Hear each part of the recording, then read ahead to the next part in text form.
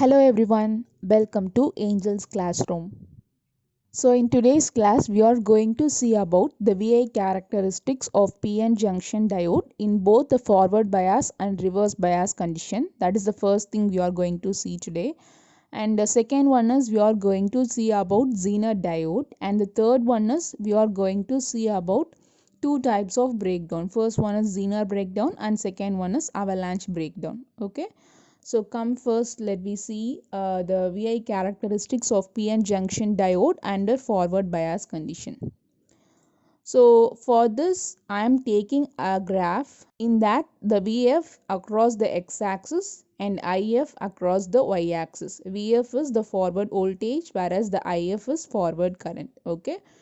The two cases are, first case is VF is less than V naught. The forward voltage is less than the output voltage. So here the forward current IF is almost zero because the potential barrier prevents the holes from P region and electrons from N region to flow across the depletion region. Okay. So the case 2 is when VF is greater than V naught, the potential barrier at the junction completely disappears and hence the holes and the electrons crosses over the junction in the opposite direction, resulting in a relatively large current flow in the circuit. So there are three main features. The first one is the cut-in voltage or the knee voltage, below which the current is very small, and the voltage is 0.3 for germanium and 0.7 voltage for silicon. At the cut-in voltage, the potential barrier is overcome and the current through the junction starts to increase rapidly. Next one is we are going to see about the VI characteristics of reverse bias. So as far as theoretically we are seeing, there is no current flow during this reverse bias. Okay, but practically a very small amount in the order of about a few microamperes will flow in the circuit under reverse bias. Okay. So under reverse bias condition, the thermally generated holes in the P region attracted towards the negative terminal of the battery and the electrons attracted towards the positive terminal of the battery. And because of this, there is a few amount of current flow due to these minority carriers, which gives rise to a flow of reverse saturation current. Okay. So the magnitude of reverse saturation current mainly depends on the junction temperature. So this is a small demonstration about the characteristics of PN junction. So see this, when I am applying a reverse bias voltage, what is going to happen? So at first I am giving the forward bias voltage. So from 0 to 0.2, that is the cut-in voltage, the flow of current is very small.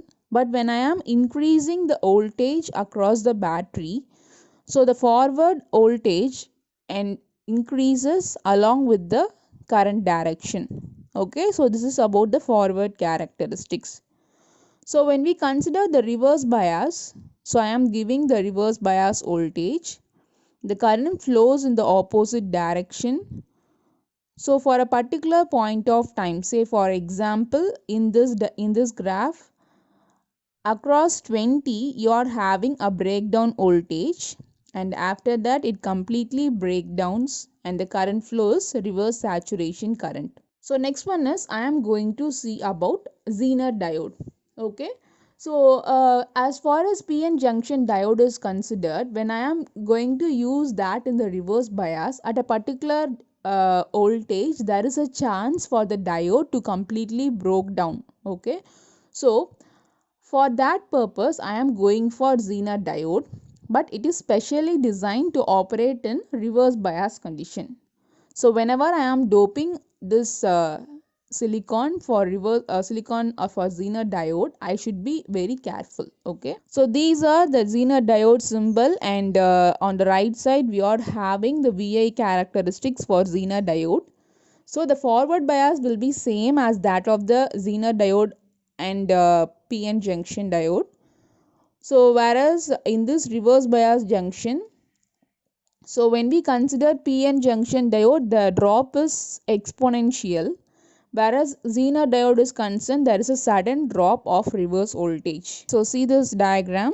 So when I am applying the reverse bias voltage, so up to 20 there is a minimal current flow, and 20 point that is a breakdown voltage, and after that we are having a sharp drop down of current.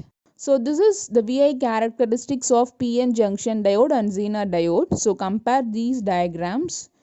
So we are having a forward bias similar in both the PN and Zener diode. As far as reverse bias is considered, reverse bias having exponential drop down over here, but whereas Zener diode is considered, we are having a sharp breakdown voltage. So when we compare this PN junction diode along with the Zener diode, so this PN junction is not efficient in reverse bias, whereas the Zener diode is efficient in reverse bias.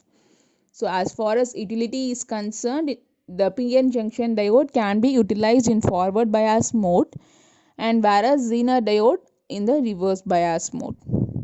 So next thing we are going to see is avalanche breakdown and Zener breakdown. So depends upon the doping, we are having these two classifications.